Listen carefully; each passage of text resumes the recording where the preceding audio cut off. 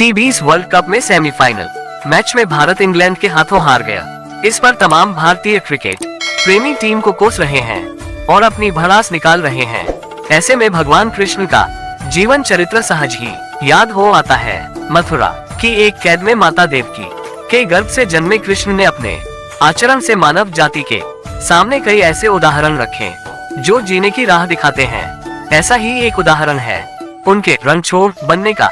जी हाँ, एक बार कृष्ण भी युद्ध को बीच में ही छोड़कर मैदान से भाग गए थे। फिर भी शत्रु का वध हुआ और हजारों निर्दोष नागरिकों की सुरक्षा हुई। भगवान श्री कृष्ण का जन्म कंस का वध कर समस्त पृथ्वी लोक को उसके अत्याचारों से मुक्त कराने हेतु हुआ था। किशोरावस्था में ही वह गोकुल से मथुरा आ गए तथा दुष्ट कंस का वध किया। कंस की मृत्यु से दुखी उसके श्वसुर जरासंध ने एक विशाल सेना लेकर मथुरा पर आक्रमण कर दिया। इस आक्रमण में उसके साथ शिशुपाल और काल्यावन जैसे शक्तिशाली राजा भी शामिल थे। जल्दी ही सेना मथुरा जा पहुंची और मथुरा की राजसभा में कृष्ण तथा बलराम को सेना को सौंपने का संदेश भेजा गया।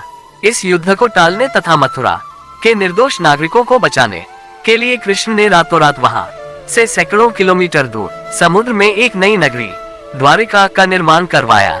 अपनी माया से उन्होंने समस्त नागरिकों, उनके पशुओं तथा संपत्ति को नींद में ही नई नगरी में पहुंचा दिया। अगले दिन सूर्योदय के समय कृष्ण तथा बलराम जरासंध की सेना के सामने जा पहुंचे और उससे लड़ने के लिए चुनौती दी।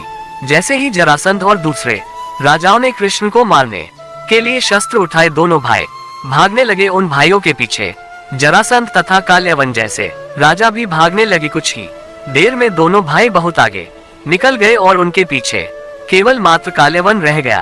उसे देवताओं ने वरदान दिया था कि उसकी हत्या किसी अस्त्र या शस्त्र से नहीं होगी। ऐसे में वह निर्भीक था और लगातार कृष्ण का पीछा करते करते एक गुफा में जा पहुंचा। गुफा में राजा मुच्चुकुंद सो रहे थे, जिन्हें इंद्रदेव ने वरदान दिया था कि जो भी उन्हें उठाएगा वह उनके देखते ही जलकर भस्म हो जाएगा। वहां पहुंचकर कृष्ण ने सोए हुए मुच्चुकुंद पर अपना पीताम्बर डाल दिया और स्वयं छिप गए। काल्यावन भी वहां जा पहुंचा और सोए हुए राजा मुच्चुकुंद पर पीताम्बर देख उन्हें ही कृष्ण समझ बैठा। उसने मुच्चुकुंद को उठाने के लिए लात मारी, जिसके कारण उनकी निद्रा खुल गई और उनके देखते ही काल्यावन वहीं पर जलकर भस्म हो गया। तत्पश्चात कृष्ण ने राजा मुच्चुकुंद को अपने चतुर्भुज स्वरूप में दर्शन दिए और उन्हें मोक्ष पाने का वरदान दिया। वहीं दूसरी ओर जरासंध और बाकी राजा पूरी तरह से खाली मथुरा देखकर वापस लौट गए। कृष्ण चाहते तो स्वयं भी काल्यावन और अन्य अधर्मी राजाओं का वध कर सकते थे, परंतु देवताओं के दिए वरदान का मान रखने के लिए ही उन्होंने काल्यावन को राजा मुच्चुकुंद के हाथों मरवाया। इसी तरह बाद में जरासंध का वध पांडु पुत्र भी के हाथों करवाकर भूधरा का भार कम किया। इस कहानी के बाद कृष्ण के नाम के साथ हमेशा के लिए रणछोड़ जोड़ दिया। कृष्ण की इस कहानी से सीख मिलती है कि अनावश्यक ताकत का प्रदर्शन नहीं कर बुद्धिबल से काम लेना चाहिए।